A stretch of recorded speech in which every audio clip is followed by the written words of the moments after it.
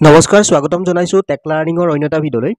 অংগনবাড়ী কৰ্মী আৰু সহায়িকা সন্থাৰ নেতৃত্বত অজন্তা নেওগৰ নেতৃত্বত এখন মিটিং বহিছিল তেওঁলোকে অংগনবাড়ী সহায়িকাসকলৰ যি দৰমহা হয় দৰমহাৰ ক্ষেত্ৰত এক আলোচনাত মিলিত হৈছিল অংগনবাড়ী কৰ্মী সহায়িকা সন্থাক তেওঁলোকে ফোন যোগে মাতি নি এখন মিটিঙত মিলিত হৈছিল দিছপুৰ গুৱাহাটীত তো সেই মিটিঙত অংগনবাড়ী কৰ্মীসকলে কিছুমান প্ৰতিবেদন দাখিল কৰিলে যে অজন্তা নেওগৰ আগত এই প্ৰতিবেদনখিনি আপোনালোকক দেখাব লৈছোঁ অংগনবাড়ী কৰ্মী আৰু অংগনবাড়ী সহায়িকা অংগনবাড়ী মিনি কৰ্মীসকলৰ বাবে ৰাজ্য চৰকাৰৰ তৰফৰ পৰা অতিৰিক্ত এডিশ্যনেল টু চেণ্ট্ৰেল গভট মাননি আদায় দিয়া সন্দৰ্ভত সংশ্লিষ্ট সকলো পক্ষৰে সৈতে আলোচনা কৰি মহিলা বিভাগীয় সঞ্চালকালয়ে 12 নৱেম্বৰ 2023ত চৰকাৰৰ বিবেচনাৰ বাবে এক প্ৰস্তাৱ প্ৰেৰণ কৰিছিল আপোনালোকৰ জ্ঞাতাৰ্থে প্ৰস্তাৱৰ এটা ফটোকপি সংলগ্ন কৰা হ'ল আমাৰ সংগঠনৰ অভিমত হ'ল উল্লেখিত প্ৰস্তাৱৰ ন্যূনতম ভিত্তি হিচাপে বিবেচনা কৰিব লাগে বৰ্তমানে অসমৰ জীৱন নিৰ্বাহৰ খৰচ বিবেচনা কৰি উক্ত প্ৰস্তাৱত ধাৰ্য মাননিতকৈ কিমান বেছি দিব পৰা যায় তাৰ পৰামৰ্শ দিব নিশ্চয় অৰ্থাৎ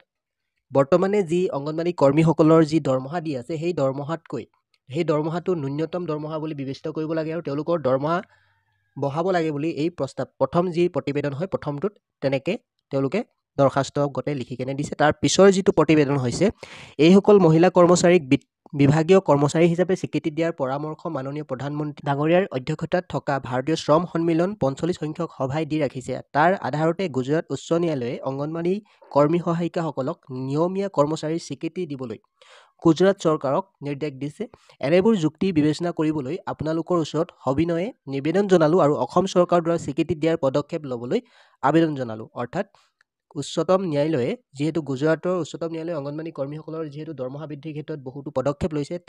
সেই অনুযায়ী অসমতো যাতে অংগনবাড়ী কৰ্মীসকলৰ যি দৰমহা হয় দৰমহা বৃদ্ধিৰ ক্ষেত্ৰত পদক্ষেপ ল'ব লাগে বুলি কোৱা হৈছে এই প্ৰতিবেদনত তাৰ পিছৰটো হৈছে 3 নম্বৰ এইসকল কৰ্মচাৰীৰ বিনামূলীয়া চিকিৎসা সুবিধা প্ৰদান কৰাটো জৰুৰী কৰ্মচাৰী ৰাজ্য বীমা আঁচনি অন্তৰ্ভুক্ত কৰাৰ পৰামৰ্শ বিবেচনা কৰে যেন অৰ্থাৎ কৰ্মচাৰীসকলৰ বিনামূলীয়া চিকিৎসা হ'ব লাগে বুলি কোৱা হৈছে 3 নম্বৰ যি প্ৰতিবেদন হয় তাৰ পিছৰ 4 নম্বৰ গুজৰাট আৰু কৰ্ণাটকৰ দৰে অসমতো গ্ৰেচুইটি আদায় দিয়াৰ ব্যৱস্থা ল'ব লাগে তাৰ পিছত হৈছে 5 নম্বৰ প্ৰতিবেদনত উল্লেখ কৰিছে বোনাছ দিয়াৰ ব্যৱস্থা নোহোৱালৈকে পূজা অথবা বিহুৰ সময়ত উৎসৱ ভাত্তা প্ৰদান কৰাৰ পদক্ষেপ ল'বলৈ অনুৰোধ জনালোঁ অৰ্থাৎ অংগনবাড়ী কৰ্মীসকলৰ যিহেতু দৰমহা অতিকৈ কম পায় তেওঁলোকৰ বিহুৰ বতৰত তেওঁলোকে চলিবলৈ বহুতো অসুবিধা হয় সেই ক্ষেত্ৰত তেওঁলোকৰ উৎসৱ ভাত্তা হিচাপে তেওঁলোকক এটা টকা দিব লাগে বুলি এই প্ৰতিবেদনত উল্লেখ কৰিছে